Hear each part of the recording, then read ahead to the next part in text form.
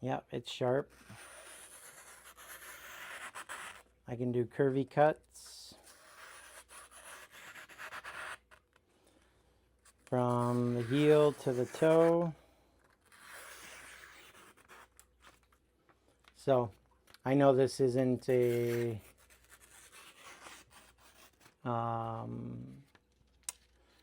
quantifiable test, but usually if you're able to do curvy cuts in paper, it means your knife is pretty sharp.